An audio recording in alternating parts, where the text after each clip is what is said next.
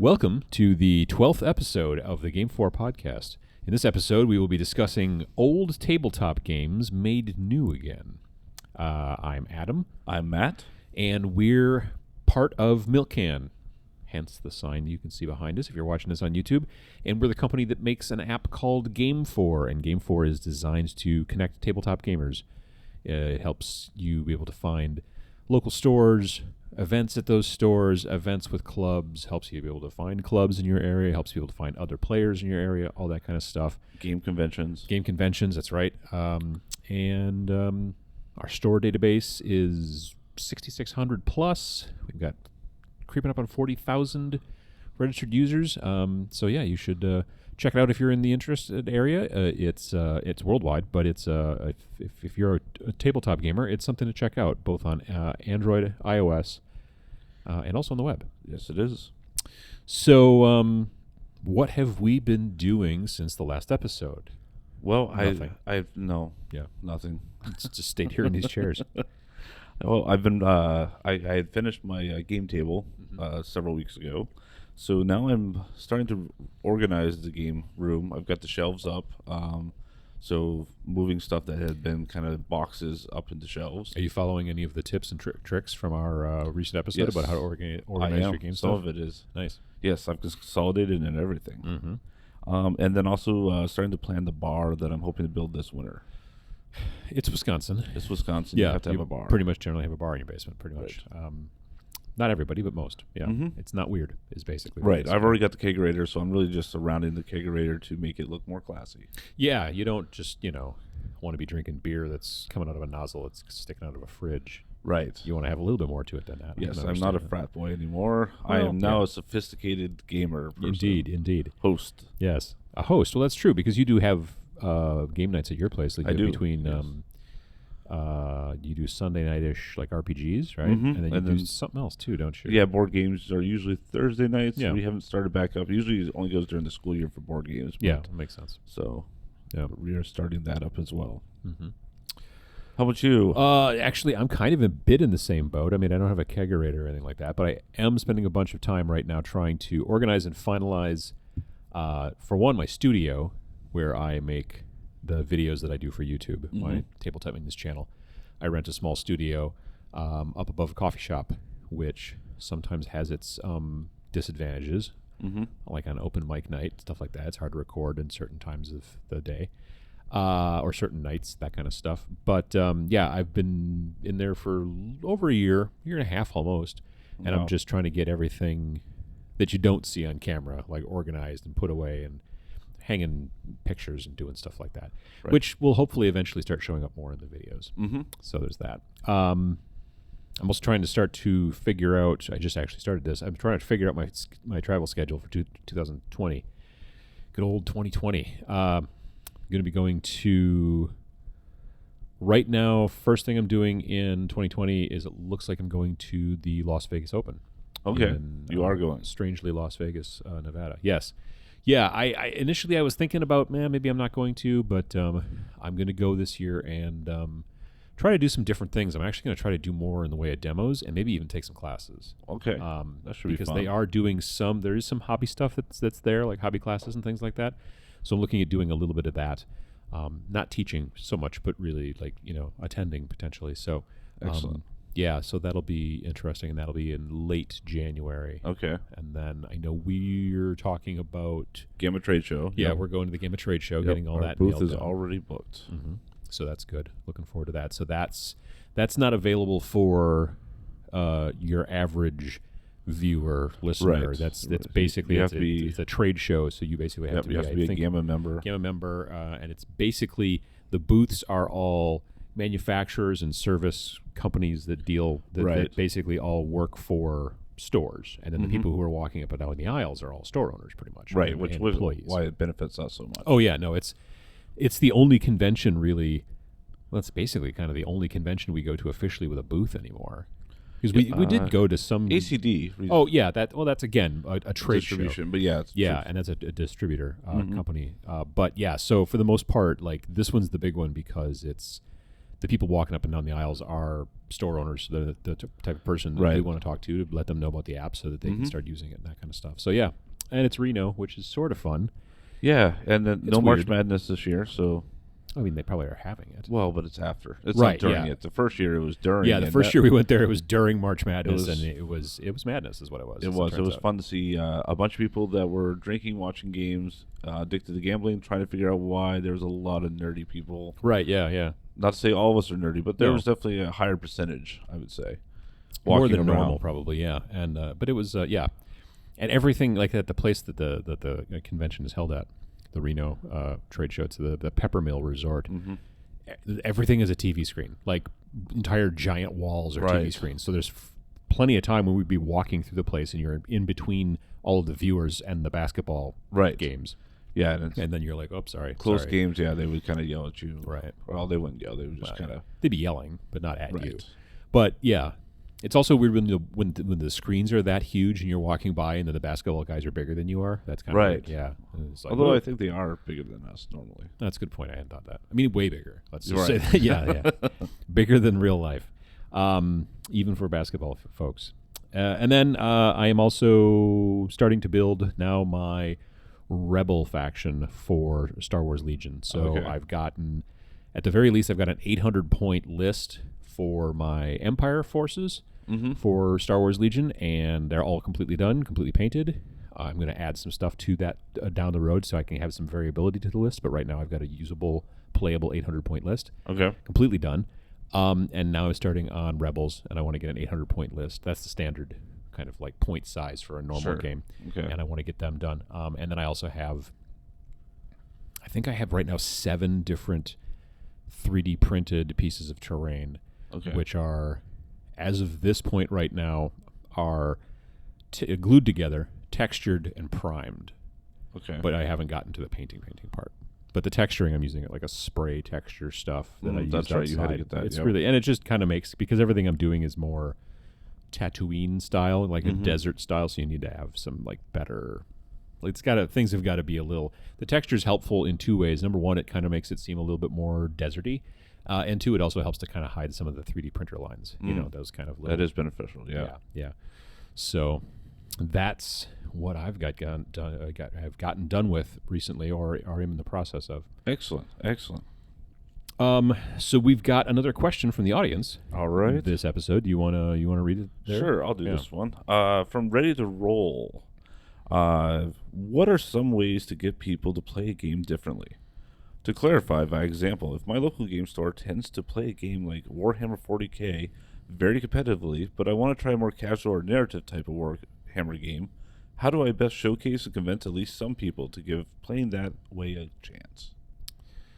I mean, we kind of covered this a little bit, I think, in the episode where we talked about like, am I thinking of one of my own videos? It might have been one of your own. I know No, we it's talked the one about what advocating. happens. Well, there's the one about what happens if your game's not popular. Right. That was one of ours, wasn't it? Right, but this is kind of like that game's popular, but you want to try it a different way. If the style is not popular, Right. If everybody's playing competitively, then what you end up needing to do is to try to, in my opinion, is you need to try to make an event, like maybe it's your local shop, because that's in this situation they're saying, hey, if everyone at the local store tends to do this, then you want to set up an event at the local store and try to, I mean, you're not going to get everybody. Some of those folks are going to be like, if it's not competitive and there's not prizes, I don't Right. care. Yep. But you might get some who are like, yeah, I'd be interested in doing that. And kind of get some of them to have an event that would probably not be a tournament. It might be more along the lines of almost like an apocalypse game. For those of you that don't really follow Warhammer, apocalypse is like when you have normally, like I was just talking about points before in Legion, when you get when you're playing Warhammer, generally like 40,000, you have like 2,000 point games. Each unit in the game, each little model in the game has a point value, so that if you build a 2,000 point army of Necrons and I build a 2,000 point army of Space Marines, in theory, hopefully the game designers have made it so that those point levels match, so that your army and my army should be relatively equal in power and strength or whatever. Sure. Yep. So apocalypse games are designed so that they go above the normal points levels. It's honestly for folks who either just want to play humongous battles, and it's also to some degree for folks who are like, well, I have all of these models that I've been collecting over the last decade, and I would love to actually be able to put them all on the table at once. You know what I mean? So an event like that, they have a tendency to be a little bit more inclusive in that it's not one-on-one, it's a whole bunch of people at the table at one time. Okay. And also they have a tendency to be frequently, like, I've never seen an Apocalypse tournament. I don't think that's a thing. Apocalypse games are designed to be kind of odd. Multiplayer by design, and they are also generally pretty narrative. Sure. So that might be a way to go. And especially since they just, like, I don't know, 3-4 months ago released new Apocalypse rules, which streamline things quite a bit so they get the game done quicker. So there might be more people that are willing to kind of jump into that. Yeah, no, that's very true. Also, I think explaining to, when you put out the event notice, if you're making maybe flyers or something for the store or posting on GameFor or whatever, however you're advertising your event, kind of maybe explain the parts of it that draw you to that style. Sure. So if you're saying like, oh, I like narrative because I can kind of build it and it gets me more involved into it. So even when I'm not, doing X, Y, and Z, I'm doing this. Yeah. Like, promote the parts that you like so they maybe can, so people that are potential to want to play that style will go, oh, I didn't know that that's kind of what that was. Yeah. Yeah, I mean, that's also, basically billing it almost as like a new type of way to play to some degree, even though people have been playing that way for a long time. Right. It's new to the folks potentially who are there, at your shop, who are always just playing, Right, they might be like, oh, narrative sounds stuff. interesting, but I don't know anyone that does it. So right, exactly. I mean, sometimes, honestly, it's just making the event and kind of advertising it and letting people know that can then be like, people will be like, there will be, like I said, there'll be some people who are like, I don't like to play that way, and just straight up, and that's fine. But there are other people that are like, yeah, I'd give that a try, or I've been wanting to do that, but they always do the same thing here at the show, at the shop. They're always, having the same competitive type of games, and I'd like to play something different. I've just never had the chance before. Yes. But so that's not a bad idea. If you schedule it, they will come. Hopefully. I mean, it takes a bit more work than just scheduling. There is usually. And also, it's not always just like the first time you do it, it works out great. Sometimes it takes persistence. I mean, all things take patience in life for the most part. So that's a deal too. And after you run it, kind of talk to people about it and have them talk to people, because then that second time or third time, you might get a bigger audience. Yeah, no, that's true. And it also talk to people to find out like what they liked about it, what they didn't. That's, I think, also important. Yeah, I think so. Yeah. Is there anything else there? I don't have anything, but maybe our audience does. Yeah. If you've got some comments on this, feel free to let us know via email at podcast@imgamefor.com, or if you're watching this on YouTube or whatever, you could post in the comments below. Also, and we forgot to mention this at the beginning of this question, but basically, if we read your comment on air, we read your question on air, sorry, like we did here, Ready to Roll, then we will send you a free limited edition, in that they're only for people who get their questions read on air, GameFor Podcast T-shirt. And so, there's that we've mailed out several already at this point. Yes, we have. Yeah. So, we'll just contact you, Ready to Roll, and or you contact us, actually, I suppose, in this situation, I think. Yeah, we'll figure it out. Yeah. We'll figure it out. But we'll connect with you, and then we'll get your address, and then we'll T-shirt size and all that jazz. So, absolutely. All right, are we ready for today's topic? I think we are. Yeah. Okay. So, we just recently received a magazine, which you can see here if you're watching this stuff on the again on the YouTube, and it is called Around the Table. And it is we believe, quarterly magazine. I believe that the goal is quarterly for first. And we mentioned before the Reno trade show, which is a GAMA trade show, and GAMA is the Game Manufacturers Association. This is their new print magazine. They also send out a digital version of it that you can kind of flip through, and it's a trade magazine. I mean, it's fine. But there was an article in there that kind of struck some sort of concepts and ideas. Yeah, it hit upon a topic. So we have a backlist of topic ideas that we come up with, so that when it's time to record, we don't go, oh, I don't know what we're going to talk about. Right. The worst would be hitting record and then just not knowing what to say. Right. Yeah. So this one was on our backlist. It was one of the early ones, I think. Mhm. And then this article kind of made us go, it's time to do it, I think. Yeah, no, absolutely. So basically, the concept is about old games being made new again, and it's not so much about how you're taking a game and rekindling your interest in it, although that's also a very interesting topic, maybe down the road. Yeah. But this is more along the lines of companies actually taking the time and the manufacturing and whatnot to almost reboot, for lack of a better term, for maybe more of a Right. Hollywood term, reboot these games to make new versions. So, there are, what were we talking just recently? There's 8,000 new board games that come out, something like that every year. Last episode, Yeah, and so, but as it turns out, there's also plenty of them, not plenty, but many, that are just basically reboots from old designs that Yes. are either out of print or have changed company or whatever, or that kind of Right. stuff. Yeah, specifically there's two board game manufacturers that are focusing on this Super Meeple and Restoration Games. And this is just their bread and butter. That's pretty much what they Right. focus on. I think I'm not positive Super Meeple doesn't do anything else, but I know Restoration Games, that's all they do. They basically take a title that is beloved, or, either by a small group or even a large group, and kind of make it new again. One of their biggest releases for Restoration this past year was Fireball Island. Which I remember the commercials for when I was a kid on TV. Yeah, I had it as a kid. I Yeah. remember being very fond of the game, very upset that I didn't have it to play with my own kids. So when I found out that they were going to be re-releasing it, I was very stoked, and I backed it right away. Yeah. One of the benefits for a lot of these things, I think, is the Kickstarter crowdfunding model.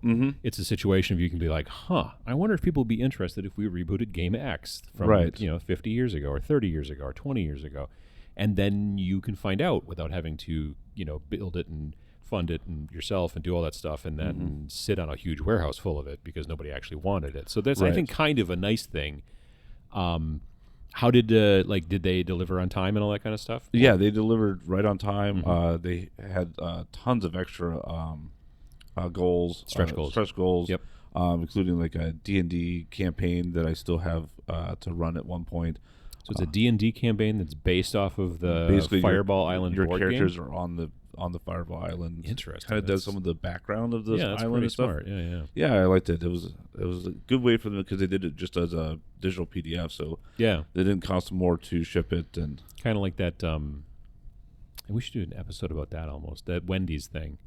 The Wendy's Yes. RPG. Yeah. Yeah. Make a note of that. Yes. Yeah, so that's cool. That's interesting that they were able to. I mean, but this is not the only one that Restoration is. No, I doing. know they've done other ones. Downforce was one of their first ones, and then their Dark Tower is the next one they're doing. Yeah, I remember Dark Tower too. That was also, again, they're really trading. At least I don't know about Downforce. I don't remember that one so much, but I remember Fireball Island and Dark Tower were both heavily advertised. Yeah, like on after school like cartoons or in Saturday morning cartoons and stuff like that. And I do remember because Dark Tower was like this black plastic tower in the middle, Yep. and it was electronic in some Right. fashion, and you'd spin it around, and sometimes it would do something or yell at Yeah. you, or I forget exactly. Yeah, no, what I like that they're doing kind of different is that they're not just kind of taking the old molds and just putting it back out there. Right, yeah. They're kind of taking what you remember as being really great about the game, Yeah. and then kind of removing all the stuff that your nostalgic mind has gone, I don't remember that bad part of that game. Right, so they're kind of fixing to some degree They're without fixing it, going yeah, too far. and tweaking some of the rules. Yeah. And stuff. So it's still the game, but it's closer to kind of how you remember it being great. I think the rose-colored glasses are helping with the marketing, but then Right. if the game you get it and you're like, oh yeah, that's right, I was 8 This was when I horrible, played this, and this and- is actually now sucky. That would be a bad kind of backlash. Right. Yeah. I have a friend that has the original Fireball Island, and so we were kind of comparing and contrasting as I was playing it, with my kids. And, Yeah.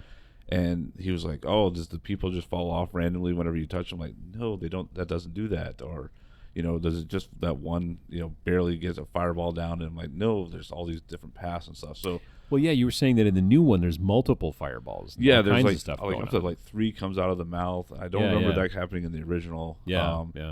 Yeah, and there seems to be a better goal set for it. And so it seems like they've taken a lot of the game mechanics and stuff that you're seeing now and applying that to kind of really make it a more complete game. So the nostalgia as the marketing and the kind of the hook, but then taking the game and making it actually something that somebody, even if it didn't have this hook, somebody would still be probably interested in 2019. Exactly. In the board gaming range. That's very cool, yeah. I don't know. I'm not familiar with Super Meeple.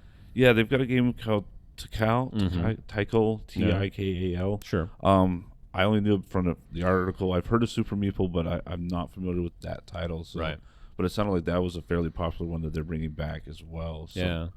I've played other games that have been they're generally more like back in the day when I was in college, we used to play a game made by Avalon Hill, Okay. which was called Acquire. Mm.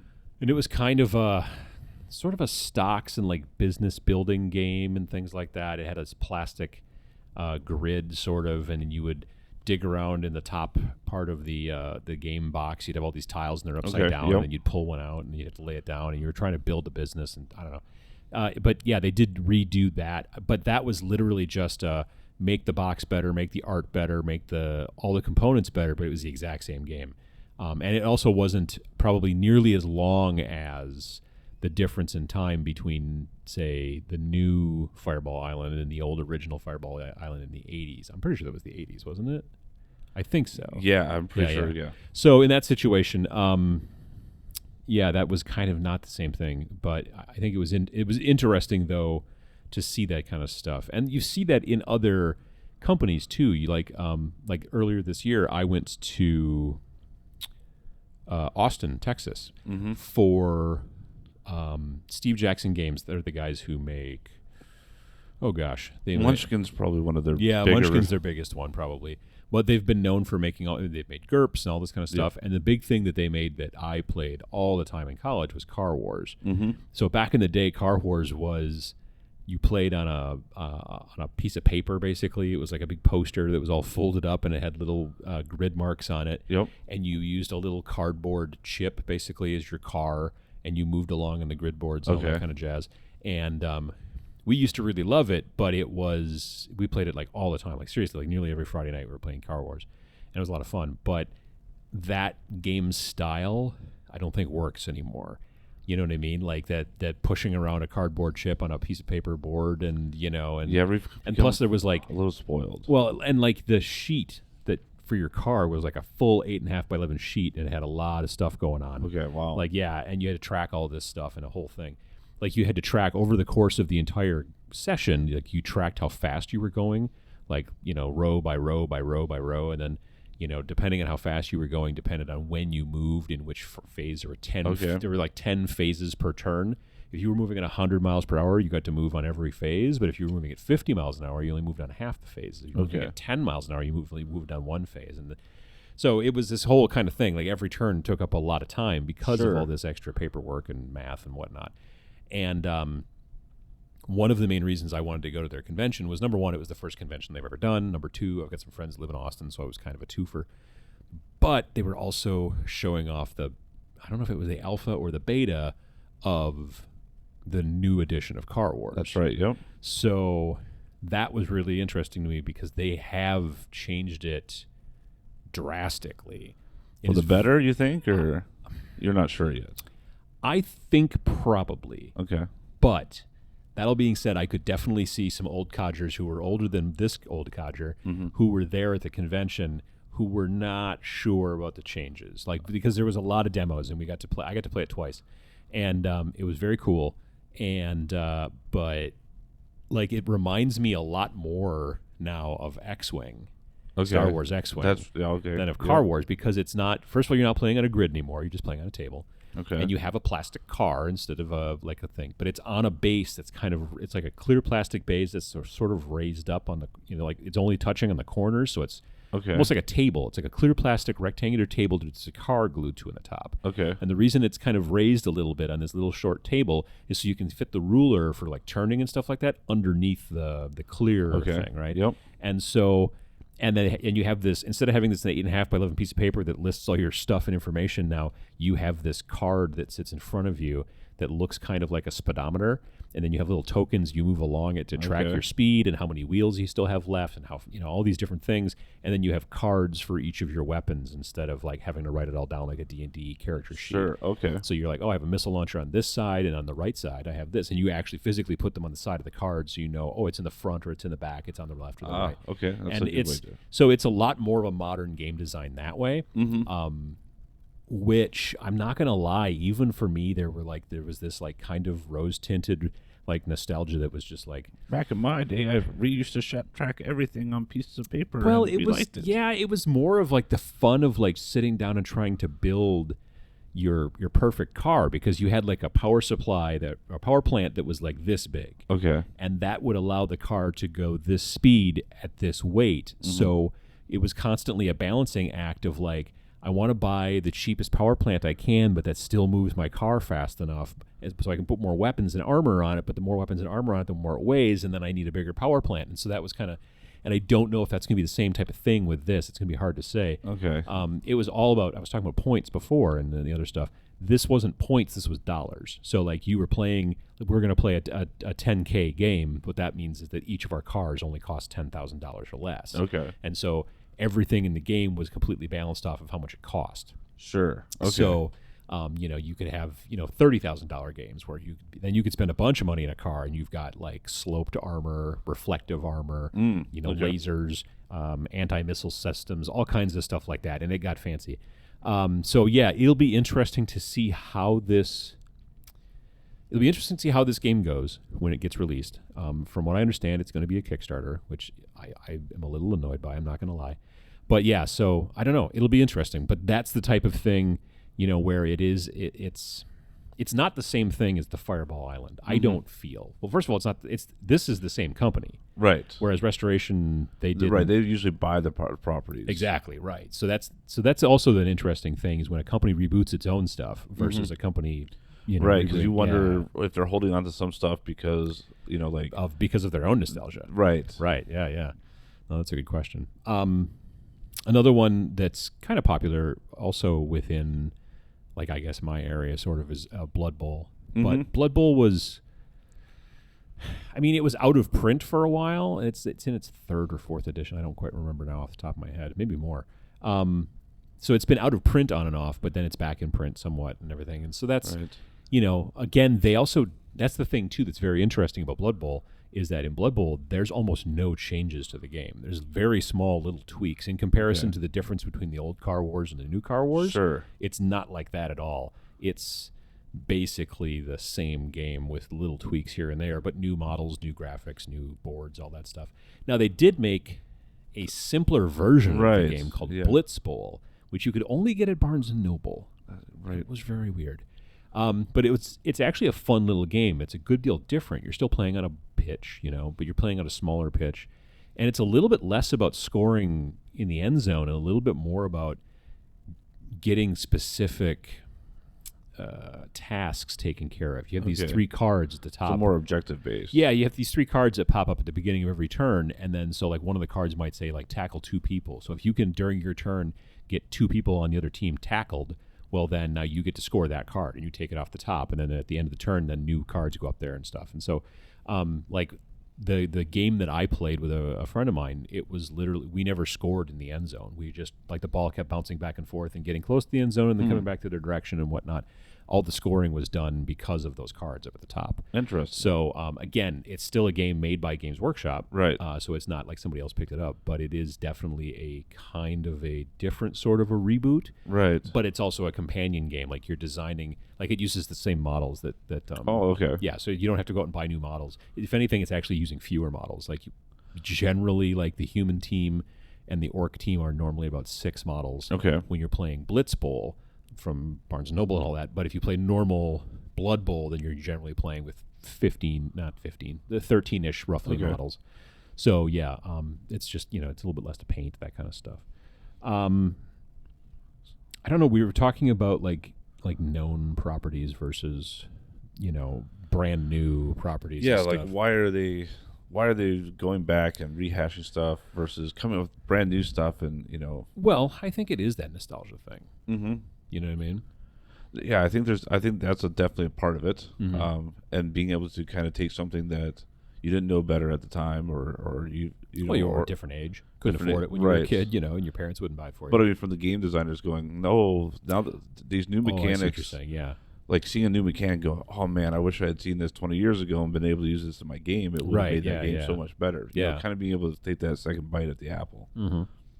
I agree. I think that there's something to, it's because again, I think they could have gotten away. Like Restoration could have gotten away with just redoing that game, just redoing Fireball Island identical to the old one and selling it, and it probably would have done okay. Right. But the fact that they made it better with newer mechanics and different game tropes and things like that we're used to now, that I think is a smart idea. They even have a new expansion out, so it sounds like that is doing well enough that they're even able to justify that. Right, because expansions are kind of a new thing. Right. Think about how long Monopoly's been around, and I don't know that who even owns Monopoly now. I think it's Hasbro, right? But it was Milton Bradley, I think, for a long time. Yeah, it was Milton Bradley. Now, but they never. I don't remember them ever writing an expansion for a Monopoly. No. You know what I mean? Like you didn't back then expand stuff. You just made new stuff. Right. Yeah. And it was a funny thing when I first got Fireball Island. Mm-hmm. It has a very unique kind of build of how it's not a single form of plastic like the original was. It's right. tiered, and now seeing the expansion that it actually fits in with all that. So they were thinking ahead. They were thinking ahead. Yeah. It's interesting that they were able to do that without, at the time, like going, oh, they want me to buy an expansion. It was, oh, well, this is interesting. I don't know why they did it, but it fits in the box easier, I guess. Yeah. No, that makes sense. Definitely. Yeah. Yeah. Plus, I think also from like cost perspective, definitely is going to save you some money by, they could have done the Dangerous Island game. Right. They could have done something that was adjacent to it or like it. Right. They could have used the mechanic. Would have not had the name recognition. Right. And then they would have had to kind of introduce that all. And and when you're introducing 8,300, new games a year or whatever the number is, sometimes it's any kind of edge you can get over getting your property noticed is.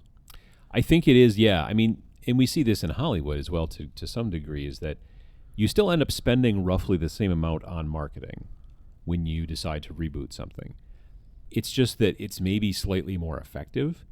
Like if I come up with a completely new property and advertise it and spend X to advertise it, it will maybe return me Y. But if I take an older property, at least the idea is, if I take an older property that people recognize and remember and spend X amount, same amount of money, then I'm going to get more than Y back, because not only am I going to get the people who are like, oh, that sounds kind of interesting, but you're also going to get a lot of the people who are like, oh, I remember that. And then immediately sets the hook, kind of, from a fishing. But yeah, it becomes something where you're like more, I don't know, it's just something about our brains where like, it's like pattern recognition almost, I think, to some degree. It's almost kind of like why franchise restaurants kind of are a thing, there's some comfort some people find in seeing a restaurant that they know when they're at a different area. You're right, and I think that gamers, well, maybe not all gamers, obviously, but, when I'm talking about not all gamers, I don't mean like not every gamer. I mean different genres. Like you look at, say, collectible card games. There have been a couple of big powerhouses that have been going on through the entire time, and the game has not changed drastically since they started it. In board gaming, I feel like there's more churn. Things change around us a lot more. Even in RPGs and in wargaming, you've got these big players. You've got these big players who've been in it, and by players, I mean the corporations. You've got, Dungeons & Dragons, a.k.a. Wizards of the Coast. And then you've also got, say, like, in miniatures, you got Games Workshop, who's been, So when a new company comes along and says, hey, we're going to do this completely different thing, it's sometimes definitely an uphill battle. So in the board game realm, which a lot of people say that board games are becoming more and more commoditized, Okay. You know what I mean? Like, just because it's just like companies are just constantly cranking out new ones just because they see that there's a return, and if they do that, they can know that they can make 8% every year, over year over year. And if we just keep doing that, it'll be fine. And then people are like, yeah, but what about these games? Like they have to be good still, right? Well, they should, but it's kind of where like the Madden franchise. I think it finally hit that wall where I felt like I hit it a long time ago, where I was like, it's the same still game, selling just well, a different. But it's gone way down. It has lowered. It has lowered some. Yeah, that's true. Where people are starting to realize it's just slightly better graphics sometimes, not even usually now between gens. Sure. And just a roster update. But the I think the trick is that with these kinds of things where you can do that callback to the nostalgia, then you don't have to reinvent the wheel in explaining it to the potential buyer. Right. You can be like, oh, you remember this, don't you? Yeah, well, it's more the same. It's kind of like we've updated it, and that's a big help. Whereas if you're like, oh, we made this great game, and it could be identical to the other game, right? But it doesn't have the same name recognition. And say what you will about it. There's a lot of people that complain about reboots in Hollywood and things like that. But I bet if it didn't work, they wouldn't do it. Yep. You know what I mean? That's kind of how it works. It's a money thing. So yeah, and I think it's kind of the same degree to some degree here. Although, like I said, I do definitely appreciate that a company like Restoration Games takes the old game, and rather than just completely one for one recreating it, they actually update it and everything like that. That's a smart move. And that seems to be like when we talk about movies. That's the movies reboots that seem to do the best are the ones that take that old story and then kind of update it to the right way. Yeah, if they can. Yeah, if definitely. they can. And it doesn't always work, obviously, either. Right. But versus the ones that are like shot for shot, and you're like, well, what was the point of that? Yeah. No, that's for sure. So I guess the question maybe also then is that, well, if this does work relatively well, and maybe we're going to start to see this more, then the question becomes, well, why aren't there more? Yeah. You know what I mean? Like, why are there not more reboots? Why don't they remake tons of old games? And I think there's a lot of reasons. Oh, there seems to be a lot of reasons. I know that Restoration Games gets asked, I think every year I think it's at the Dice Tower Awards that they usually announce one of their big titles coming up. Mm-hmm. When are they going to do Heroes Quest? And it sounds like a lot of the issues around that is who exactly owns what. Oh yeah, licensing is between the designer, the name, the artwork. All that stuff because doesn't always stay together and isn't always clear as to who owned it. Hero Quest like a joint venture between? I never played it. I know it's like a big, huge kind of holy grail. Right. I thought it was a joint venture between Games Workshop and like Milton Bradley. I think you're right now that you say that. Yeah. So now you've got multiple interest. Right. Yeah. I have to go back and check. I never played it. I know I hear people all the time who are like, oh, I was at some thrift store and I found some expansion for Hero Quest and it was in such good condition, and then it's worth pretty much like the gold $500 on eBay. Games, Oh yeah. And there's that relatively famous video of that guy talking about why Hero Quest is the best game ever or whatever. The guy with the big beard. Yes. Yeah. That sounds fun. But I have to admit I never really played it because I never knew anybody who had it at the time. Right. I basically kind of started in D&D, so I was just going straight into D&D versus a board game version kind of D&D. Right. You know what I mean? But yeah, so that's the thing. I would bet you that if they just totally remade it, it would probably do awful well. There'd be a lot of people out there who would like to add to their collection. But it's when you get that kind of stuff. I know like WKRP was like the TV show. WKRP in Cincinnati? Yeah. Huh. Love that show. Oh, sure. Wanted to get that on DVD. Oh, I see what you're saying. But I thought they were going to make a tabletop game. I'm like, that would be weird. That'd be interesting. Maybe. You're saying, you can't get it on DVD because the music rights. Oh yeah, I bet so. Sure, because there was a lot of music. There was a lot of and now they didn't have the rights to then do it digitally, and now they don't want to spend all the extra money for that. And that's. I think they finally did like season 1, but then dubbed a lot of the music that was being played, and that's got to be rough. So but darn lawyers, I tell you. Yeah, well, the rights thing I can definitely understand being a problem, especially in. I mean, you'd like Restoration in this situation, which we keep kind of mentioning, but it's kind of one of the bigger ones. But they basically just went and just bought the rights, I'm assuming, to Fireball Island, or worked in some fashion with the people who were the rights holders. Maybe there was some sort of a royalty split or something along those lines. Yeah. But yeah, they kind of did that, and that makes sense. But you can't There's a lot of games that there's a lot of people out there who are like, oh man, I wish they'd remake this, and sometimes you can't. I mean, in the case of Car Wars, they can because it's their product. But if let's say that Steve Jackson Games had gone out of business, and then some other company wanted to come along and remake Car Wars, and actually use the name, not just make a game kind of like Car Wars or an updated game. Yeah, it would take a lot of work to just be able to get the licensing from a company that's out of business. Let's say that's difficult in itself. Sometimes just from the trying to figure out who the people are anymore. Right, and then also you have to have that confidence of those people that you're going to kind of preserve that name recognition. If there is some kind of money, if they don't buy it outright and there's some kind of royalties, they'll want you to make sure that it's good. Otherwise, they wasted the royalties. So some of these companies, as they become more, they've proven themselves with other titles. It might be easier to get some of these titles in the future. Oh yeah, I can tell you that if I was the rights holder on some old 80s beloved board game right now and I got an email from Restoration Games, I would answer that email. You know what I mean? Like, right. Yeah. But if I said, hey Adam, I'm going to remake your game, you'd be like, I'd be like, no, I don't think so. Yeah. I mean, maybe. I don't know. Maybe. If you bought me something nice.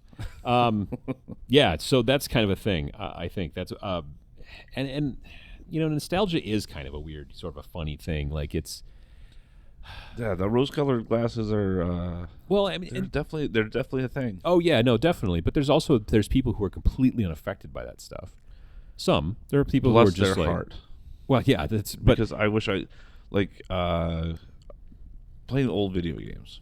Okay, sure, yeah.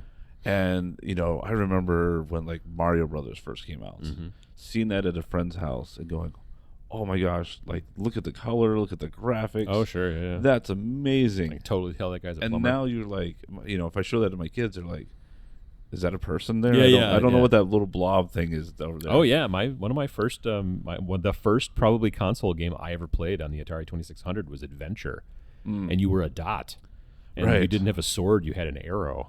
Right. And they spent the majority of their processing power on the dragon. I just made air quotes for those of you who are not watching at home. That kind of looked like a duck, or maybe a turkey. Hard to tell.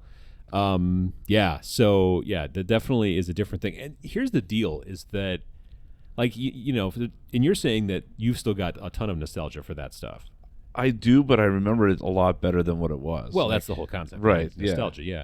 Like I can't stand old video games, you know what I mean? Like for them, not all of them, but a lot of them, I'm just like I've never been interested in downloading like ROMs and going through all that stuff and playing like old games. There's plenty of games that I'm like, man, if they remade that, and it's not just the graphics, it's the user experience, the user interface. It's maybe like, yeah, that would be great. Well, it's kind of like we were talking about this just recently. The difference between Diablo and Torchlight. Right. So again, this is kind of getting off track in video games, but in Diablo, that was a very beloved game and whatever. And then some people left the company who who had worked on the Diablo project and they wanted to start their own thing. And they basically just took Diablo, and I'm seeing this more and more in video games lately. We're just going to take like something that's being done in someplace else in the industry and just fix it. With Diablo, you got a pet. So instead of having to constantly run back to town to sell all the trash, I'm sorry, yeah. In Torchlight, you got a pet. So right. Instead of having to go back and sell stuff in town, you could just tell your dog or your cat, go sell all the stuff. You just put a bunch of stuff on them, and they'd be like, okay, good. And then they go off, and then they do that. And then they come back like 5 minutes later, and they're like, here you go, here's your money. And that's just a way easier thing than constantly having to portal back to town. And, it's the same type of thing in a lot of different games, like I was just talking about this recently in something else, but it was in Warhammer 40,000, it used to be that to figure out what I needed to hit you with my gun, like what I needed to roll to shoot you and it to hit, is I would have to take my ballistic skill, which was say 4. Yep. And I had to subtract it from 7 for reasons. No one knew why, but you subtracted it from 7, and that leaves you a 3. Okay. And then you need to roll a 3, 4, 5, or 6, a 3 up to hit. Okay. It is unclear as to, at least to me, I started playing in 5th edition. I never did quite understand why we had to do that piece of math in our head to make that happen. And then 8th edition came along, and they're like, guess what? Your ballistic skill is actually just 3 up. So you just roll 3 up now on your dice, and you don't have to do the math, and it's not important anymore. So those little kinds of things, I think, do help. with that kind of stuff. Remember when Thaco was? Oh, absolutely, same type of thing. Yeah, exactly. There's all this weird math that we went through, and then finally somebody sat down and said, "Why are we doing it this way?" I mean, I think that's important. It's important in business. It's important in all kinds of different things. Right. Like, the whole concept of, well, that's the way we've always done it is not a good concept. Yeah, so that's kind of like, and we've talked about, there are still companies out there that produce, there's that Good Old Games. They're a company online, and it's again video games, but they take older PC games and make them so they will work on your newer Windows They don't 10. actually change the game. They just redo it. Yeah, they just basically go in and do something to it so that it will, even though it was originally played on a 386, now it'll run on your monstrous, water-cooled, Windows 10 machine. Right. Without blowing up or going too fast or whatever. And they're doing well. They're doing fine. They're doing great. So there's people that are interested in that. But then again, like I said, there's also people like I bought, what did I pick up from them? It was super cheap recently. Oh, it was the Neverwinter Nights, huge collection. Yes, Neverwinter Nights. I did that too. Yeah, and I was like, okay, this is gonna be great. I started playing it, and I played it for a little while, and it wasn't the graphics. The graphics were fine, whatever. I'm not that important about the graphics, but I was just playing it for a while, and I'm just like, this is kind of like, the control scheme was weird to me at this point, and I don't know, there was just weird little things, like I would get lost kind of behind walls sometimes and stuff, and so I was just like, it's just I wish the style of game was a little bit more first person almost, but then I understand how that's screwy, and so it's, but I back in the day used to play the hell out of that game. Yeah, Baldur's Gate was that for me. Neverwinter Night I have been able to play again, but I tried playing Baldur's Gate again, and I'm like, oh yeah, I forgot they did it all this way. Right, yeah. So in tabletop gaming, there's a lot of that as well, and I can understand that. That all being said, what games do we want them to bring back? Yeah, we got idea. ourselves a nice list of what games we want them to bring back. Yeah, and totally redeem themselves. Exactly, and make it so much better. Yeah. So top of my list is, and I was really hoping for it this year, but we ended up getting the Saltmarsh campaigns. But now that we have a nice edition of Dungeons and Dragons that seems to fifth edition seems to be stable. Everyone likes it. There's a lot of stuff it. coming into it. They're rehashing a lot of old stuff. I want Spelljammer. Well, rehashing old stuff. Sorry, they're bringing old adventures, but they're and then updating them and bringing them into. But that's a good thing. That's great. Rehashing sounds bad, but yeah. Sorry. Yeah, yes. Yeah, now that they're bringing everything in the 5th edition. So the 5th edition just is kind of there. It works, and now they're adding everything back to it. But they haven't added Spelljammer to it. And Spelljammer, I remember seeing the covers of those books all the time, and it was like fantasy, but yet there were boats that flew in space. Yeah, you're basically pirates in space. Pirates, right? But it's like elves and swords. And and there's like trading and all that stuff, but there's space involved. Yeah. No, and there is some more nostalgia for me. There was a really, really good video game, I believe, by SSI. Oh, SSI did a lot of D&D stuff back in the day. Yeah, if I remember right, and I loved that game. Yeah. I have tried. I did get that one off of GOG as well. Yeah. Did not hold up as I was hoping, but still, yeah. So there's probably some nostalgia from that as well. So you're mainly just wanting them to make a 5th edition version of the Spelljammer. What's it called? Campaign. Well, I thought it was more than a campaign. Just setting, I guess. Yeah. Kind of like Dragonlance is a setting, and Greyhawk was a setting. And right, Eberron, yeah. Gotcha. Yeah. Yep. Okay. So, yeah, I'd like to see Do you think they'll do space battles. I don't know. All right. I know that it seems like there was a lot of people that were hoping for that this last announcement in May, but didn't come to fruition, so hopefully it's I remember coming. you were definitely, Yeah. We were waiting, and then it didn't happen. Yeah. I mean, it's still a good campaign. They have a lot of ship battles, so now I'm hoping they just have spaceship battles. Not spaceships. Well, pirate ships, flying ships, magical flying that are pirate enclosed ships. in the bubble of air. Yeah. Okay, how about one from your list? I would say probably as a wargaming miniatures nerd, I'm going to say probably Mordheim. Okay. So Mordheim was a game that was published by Games Workshop back in the 90s, and it's interesting. So basically the concept is that this comet comes and crashes into a city. Okay. And it leaves behind all these weird chunks of stone, which are highly sought after because they have magical properties and whatnot and all that kind of As jazz. they do, yeah. Yeah, it's a warp stone is what it's called. Okay. So it's kind of a treasure hunting style game where you and another warband are going into an area of ruined medieval style, fantasy city, and you are trying to get warpstone, which you're also trying to stop the other guys from getting warpstone to some degree. But you could go in and get just a bunch of warpstone and get out of there, or But the idea was that the game was designed to be played very campaign style. Okay. So like at the end of the battle, maybe 3 of your guys got like out of action.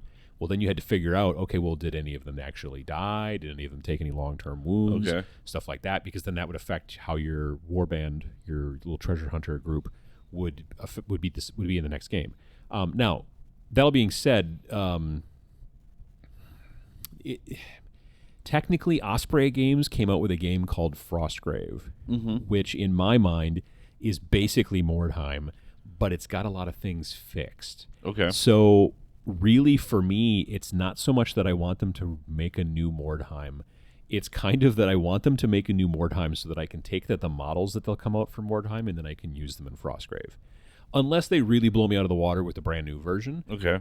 That's also a possibility, certainly. But if they just decided, kind of like they did with Blood Bowl, we're going to just slightly tweak it and then come out with new models and new stuff, I would be like, okay, cool, but I'm probably going to use these models for Mordheim or for Frostgrave, because I really like Frostgrave. It's got a lot of big benefits over Mordheim to some degree. Mm-hmm. But if they came out with a new version of Mordheim that fixed all those issues and had amazing new models and all that kind of stuff, then I'd be like, well, I'm not made out of stone. Yes. I'd end up Here's my money. And a little bit, yeah.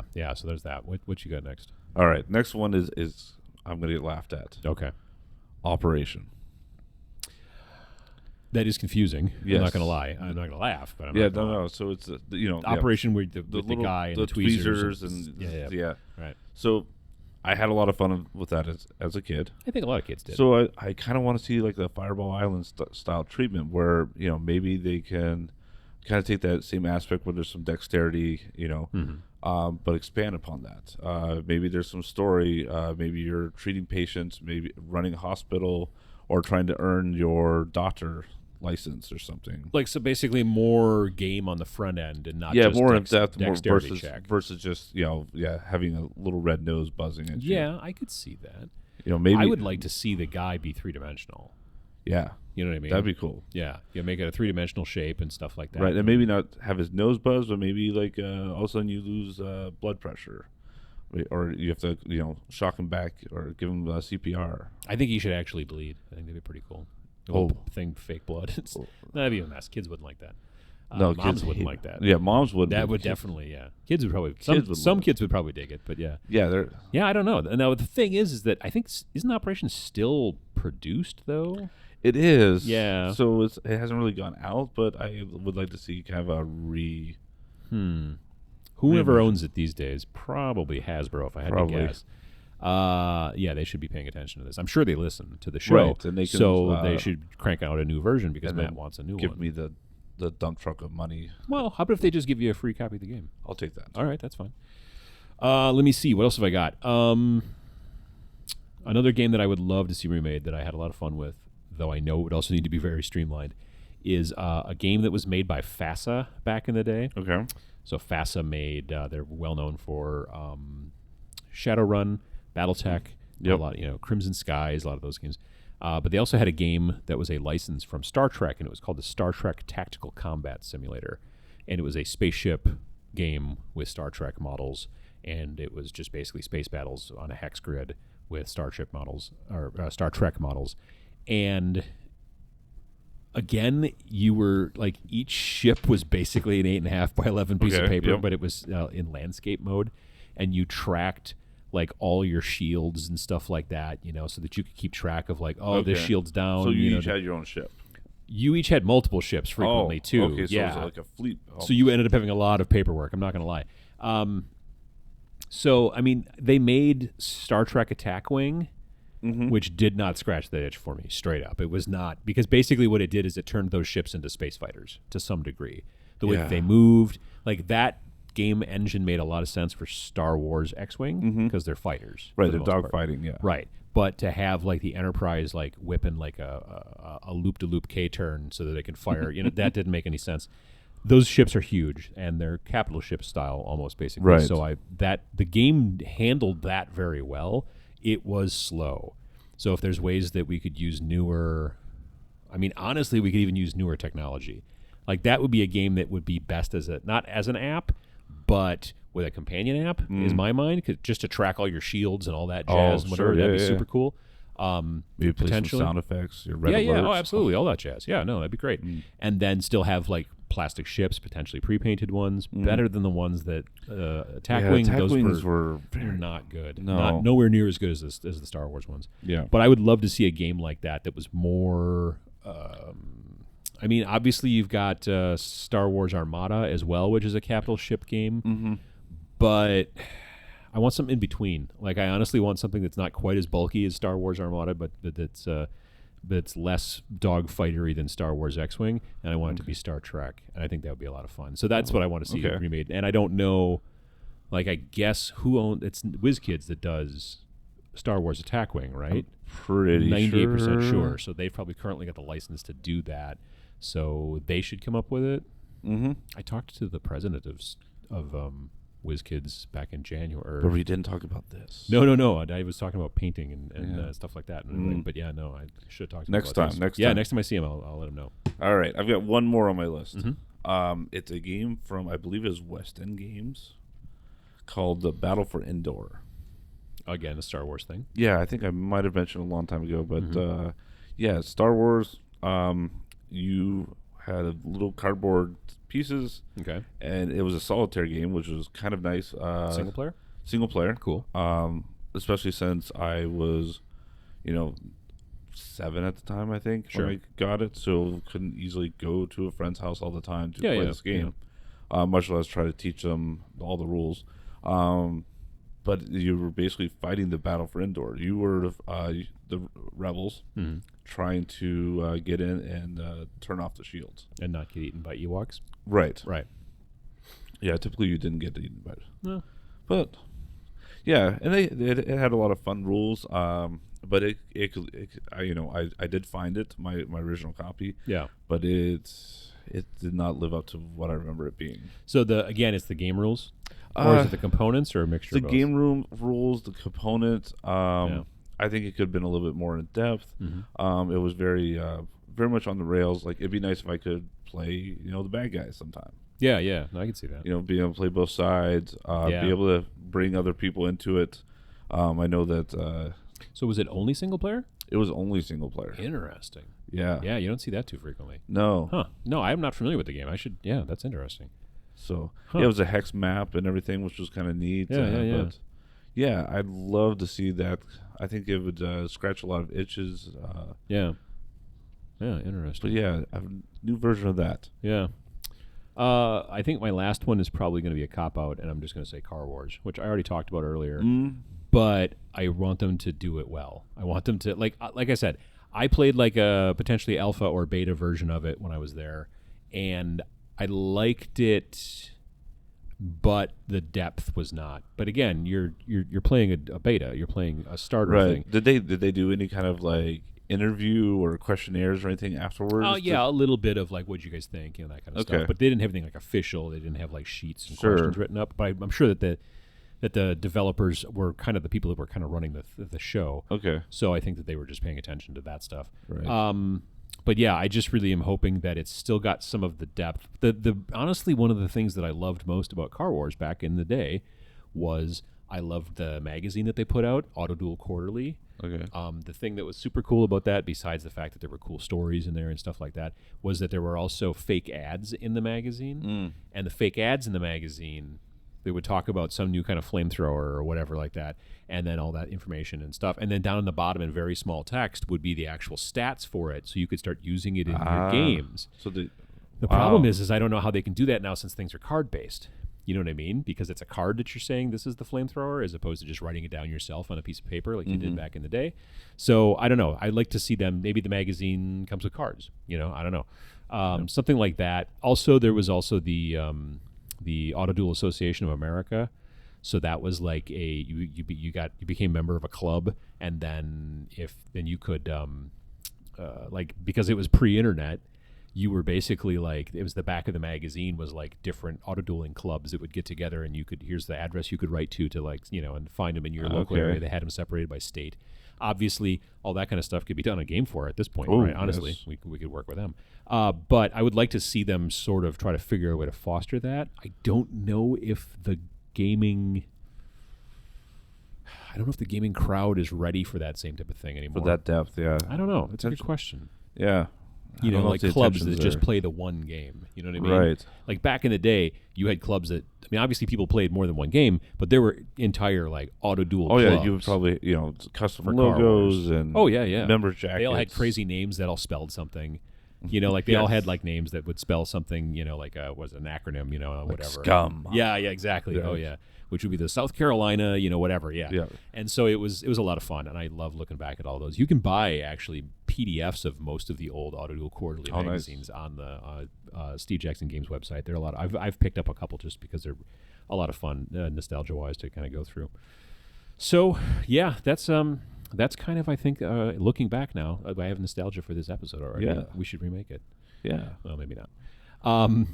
But yeah, so this is the thing. If you've got some games that you're interested in seeing remade, or you're interested in, and why maybe would be also helpful. Why would be? We'd love to either awesome see a comment in the YouTube comments down below if you're watching us there, or you could send us an email at podcast@iamgamefor.com. That'd be a lot of fun too. So I don't know. You got anything else? I think that's all I have. Okay. Well, we'll have to think back fondly about this podcast later on. Definitely. Thanks again for listening to this episode of the GameFor Podcast. If you've got questions or comments and you're watching on YouTube, please leave a comment down below. If you're listening via your favorite podcast player or just aren't into the whole YouTube comment section thing, then you can feel free to reach out to us via email at podcast@iamgamefor.com. You can also find us on Facebook, Instagram, and Twitter.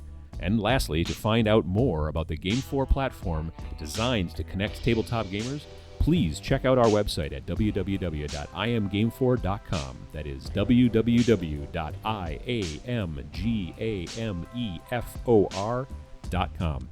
See ya.